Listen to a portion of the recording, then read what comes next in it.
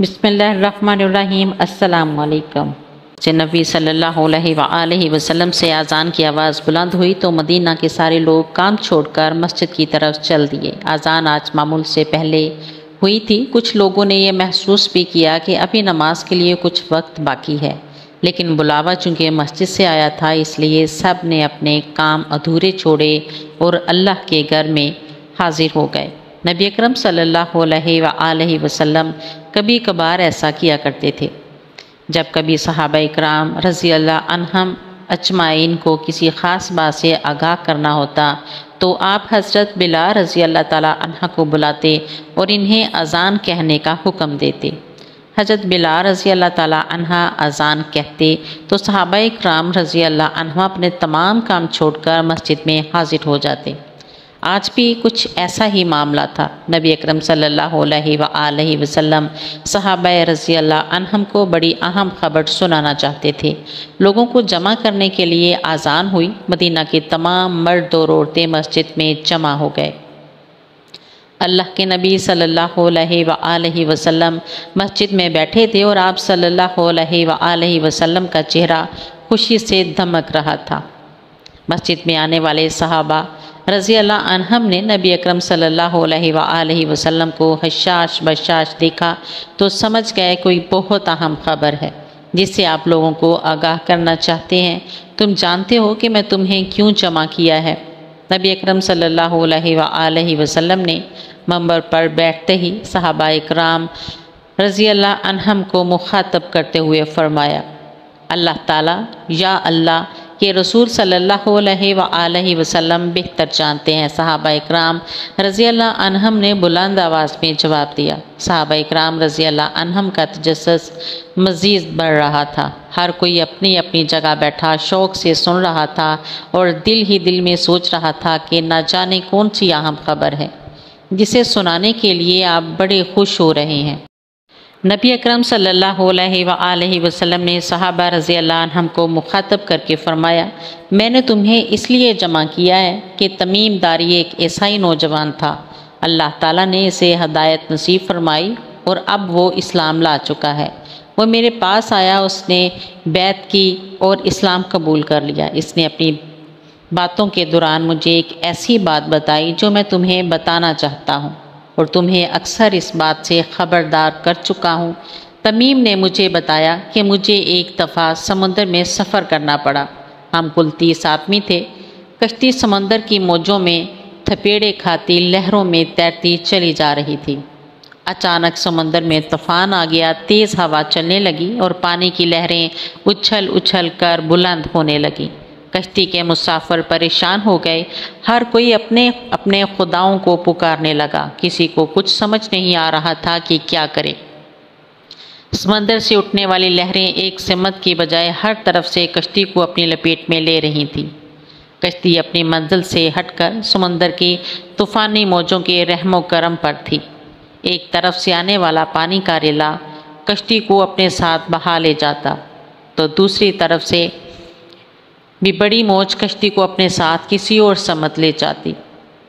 کشتی کا ملاح کچھ دیر تک تو سمندر کی بے رحم موجوں کا مقابلہ کرتا رہا اور اپنی کشتی کو بھنور سے نکالنے کی ہر ممکن کوشش میں رہا، لیکن جب اس کی ہر تدبیر ناکام ہو گئی تو وہ بھی ایک طرف ہو کر بیٹھ گیا۔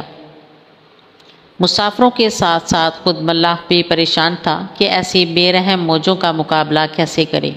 ڈوبتے سورج نے مسافروں کی پریشانی میں اور بھی اضافہ کر دیا۔ سورج غروب ہونے کے قریب تھا اور اس کی روشنی آہستہ آہستہ ختم ہوتی چلی جا رہی تھی۔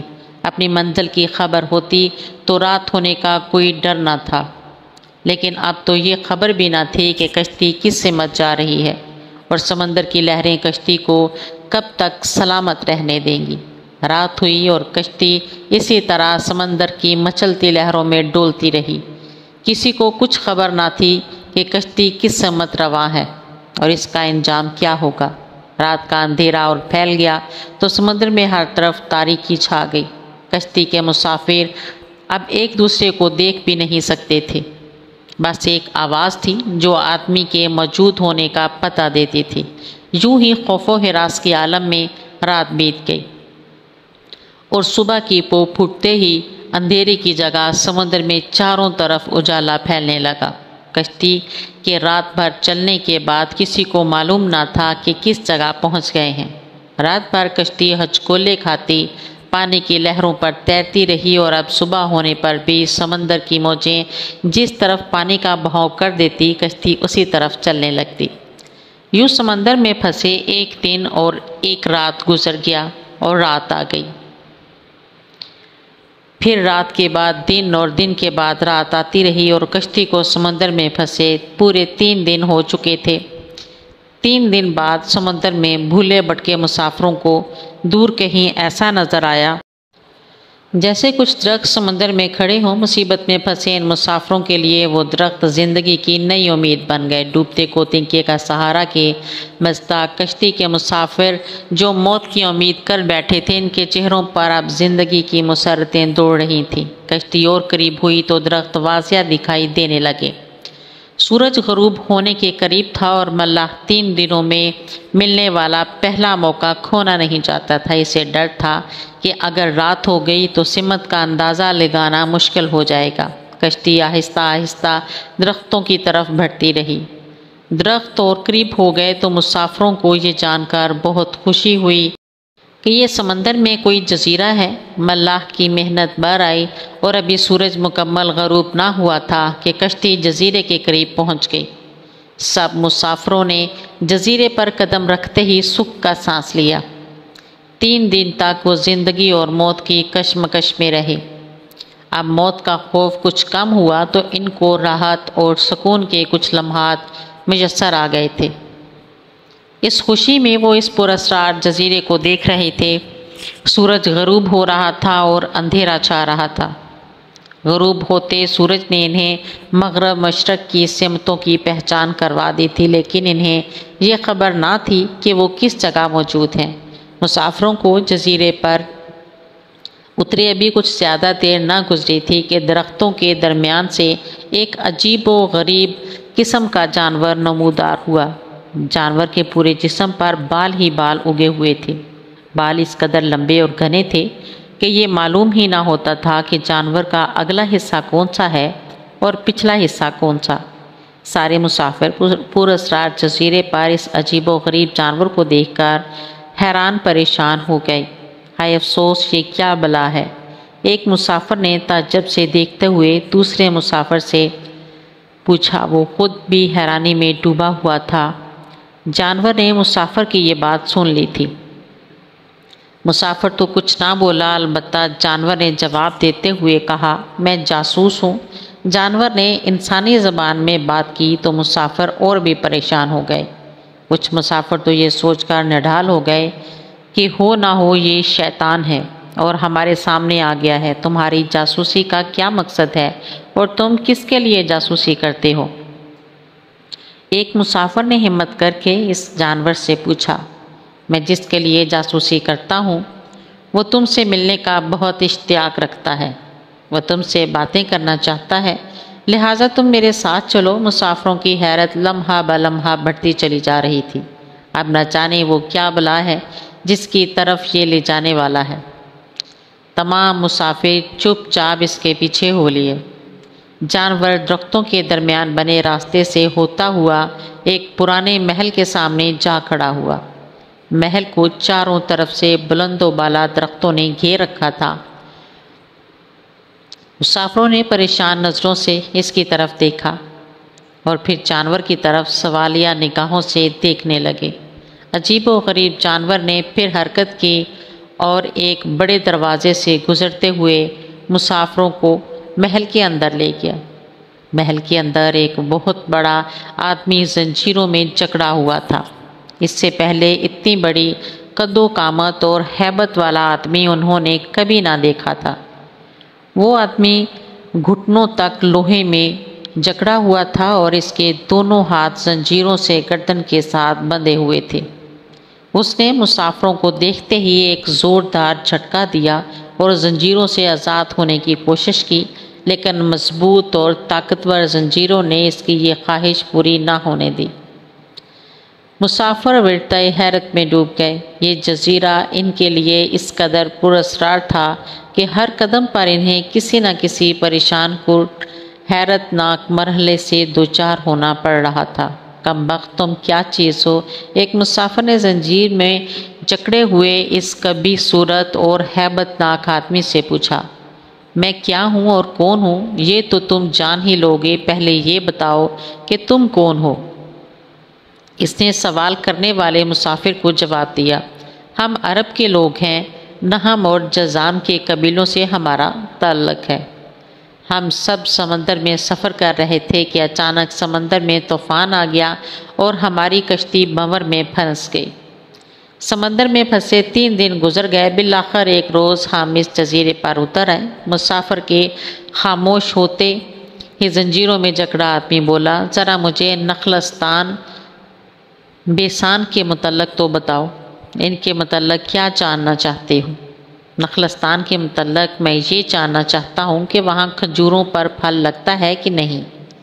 ہاں پھل لگتا ہے، ایک مسافر نے جواب دیا۔ خبردار، عنقریب ان پر پھل لگنا بند ہو جائے گا، قیدی نے غصے بھرے لہجے میں کہا۔ وہ پھر مسافروں سے مخاطب ہو کر بولا، اچھا تبستان کے دریاؤں کے متعلق تو بتاؤ۔ مسافروں نے کہا کہ دریا کے متعلق کیا پوچھنا چاہتے ہو؟ وہ بولا، اس میں پانی ہے؟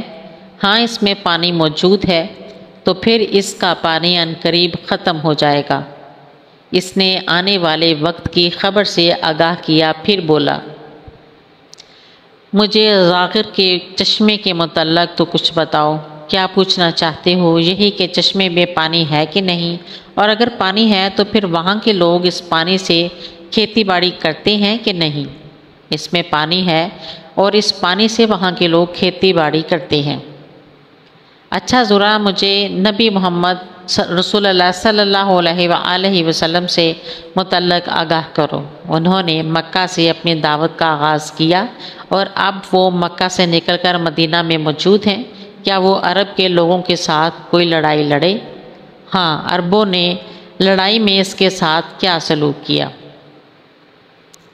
لڑائی میں وہ عربوں پر غالب رہے اور بہت سے عربوں نے تو ان کی اطاعت بھی کر لی، اور اب وہ خود کو ان کی تابعداری میں رکھتے ہیں۔ یہ سنتے ہی وہ غصے سے پھنکارا اور زنجیروں کو جھٹکا دیا۔ پھر مسافروں کو مخاطب کر کے بولا، اب میں تم کو خود کے متعلق بتاتا ہوں۔ میں دجال ہوں، اور تمہاری باتوں سے یہ معلوم ہوتا ہے کہ مجھے یہاں قید سے جلد چھٹکارا ملنے والا ہے۔ لگتا ہے کہ وہ زمانہ قریب آ گیا ہے جب مجھے یہاں سے نکلنے کی اجازت ملے گی۔ پھر اس جزیرے سے نکلوں گا اور 40 دنوں میں ساری دنیا گھوموں گا۔ دنیا میں کوئی بستی اور گاؤں ایسا نہ ہوگا جہاں سے میرا گزرنا ہوگا۔ ہاں، مکہ اور مدینہ کے شہروں میں جانا میرے بس سے باہر ہے، مجھے وہاں جانے کی اجازت نہیں۔ میں ان دونوں شہروں میں داخل ہونے کی کوشش بھی کروں گا تو میرے آگے فرشتے رکاوٹ بن کر کھڑے ہو جائیں گے۔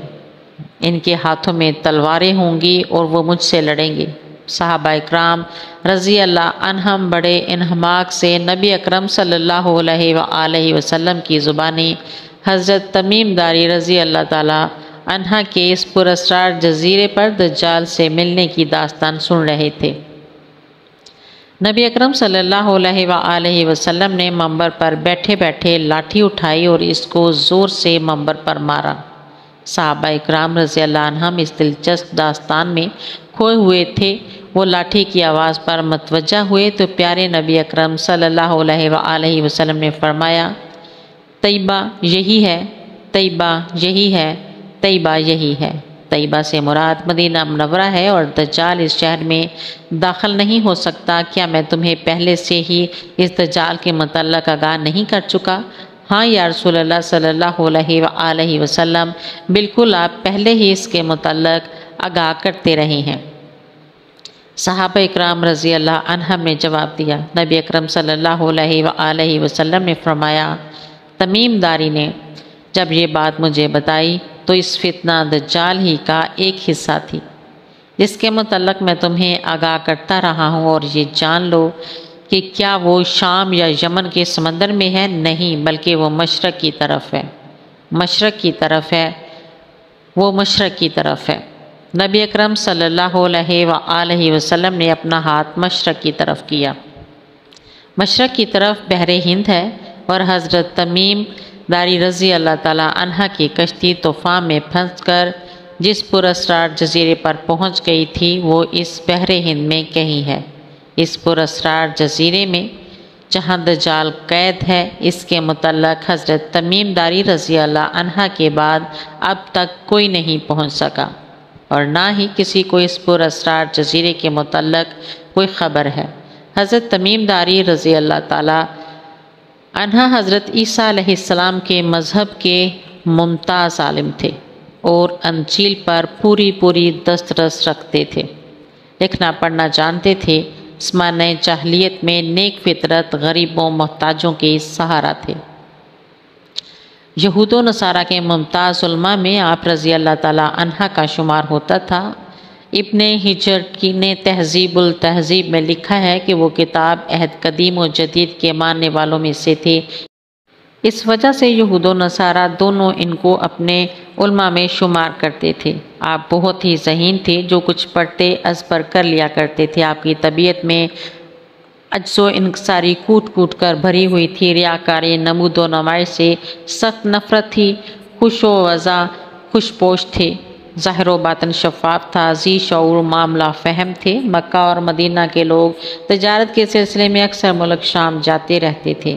ان سے دائی علی الحق صلی اللہ علیہ وآلہ وسلم کی دعوت توحید کا حال سن کر ان کے دل اور ضمیر نے سرور عالم صلی اللہ علیہ وآلہ وسلم اور آپ صلی اللہ علیہ وآلہ وسلم کی دعوت کی صداقت کی گواہی دی، اور وہ حق کی جانب مائل ہو گئے، تاہم عرصہ تک انہیں آبائی وطن سے باہر نکلنے کا موقع نہ مل سکا۔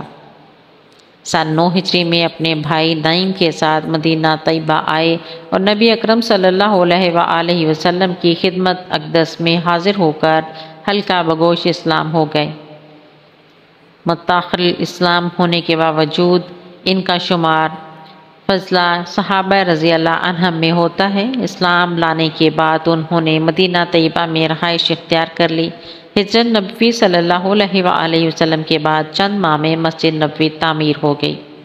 اس کی تعمیر میں صحابہ اکرام رضی اللہ عنہم اور سرور کونین صلی اللہ علیہ وآلہ وسلم نے بنفس نفیس حصہ لیا۔ یہ مسجد ہر قسم کی تکلفات سے خالی اور انتہائی سادگی کا مظہر تھی۔ کچی اینٹوں اور ناترش دیدہ پتھروں کی دیوار میں کھجور کے ستون اور کھجور کے پتوں کا چھپر اور سنگریزوں کا فرش تھا، لیکن اس کو جن مقدس ہاتھوں نے تعمیر کیا اور جن کے سجدوں سے یہ معمور ہوئی، ان کی عظمتوں کے سامنے فلک الافلاک کی رفتیں ہیج تھیں۔ سال ہر سال تک مسجد نبوی میں روز اول کی سی سادگی قائم رہی، جہاں تک کہ رات کو روشنی کا بھی کوئی اہتمام نہیں تھا۔ صحابہ چاند یا ستاروں کی روشنی میں نماز ادا کرتے، البتہ کبھی کبھی صحابہ رضی اللہ عنہم عظام کھجور کی شاخوں میں مشعلیں جلا کر لے آتے۔ ابن کثیر نے لکھا کہ حضرت تمیم داری رضی اللہ تعالی عنہ ملک شام سے مدینہ طیبہ آتے وقت اپنے ساتھ کچھ قندیلیں اور ان میں جلانے کا تیل اپنے ساتھ لائے۔ 9 ہجری کا ذکر ہے کہ ایک رات نبی اکرم صلی اللہ علیہ وآلہ وسلم مسجد میں نماز کے لیے تشریف لائے تو سرور عالم صلی اللہ علیہ وآلہ وسلم نے دیکھا کہ مسجد میں جا بجا قندیلیں لگی ہوئی ہیں اور ان کی روشنی میں مسجد کو بقا و نور بنا رکھا ہے۔ رحمت عالم صلی اللہ علیہ وآلہ وسلم روئے انور پر بشاشت پھیل گئی، اور آپ صلی اللہ علیہ وآلہ وسلم نے صحابہ اکرام رضی اللہ عنہم سے پوچھا، آج مسجد میں روشنی کس نے کی ہے؟ انہوں نے ایک نہایت ہی پاکیزہ صورت اور خوش پوش صاحب کی طرف اشارہ کیا۔ رحمت تارین صلی اللہ علیہ وآلہ وسلم نے ان کے کام پر بے حد مسرت کا اظہار فرمایا اور ان کے لیے بہت ہی دعائیں دیں، اور فرمایا کہ اگر میری کوئی بیٹی ہوتی تو میں اس کا نکاح روشنی کرنے والے اس شخص سے کر دیتا۔ اس وقت مسجد میں سرور عالم صلی اللہ علیہ وآلہ وسلم کے چچا زاد بھائی حضرت نوفل رضی اللہ تعالی عنہ بن حارث بن عبد المطلب بھی موجود تھے۔ انہوں نے فوراً عرض کیا، یا رسول اللہ صلی اللہ علیہ وآلہ وسلم، میری بیوہ لڑکی ام المغیرہ موجود ہے۔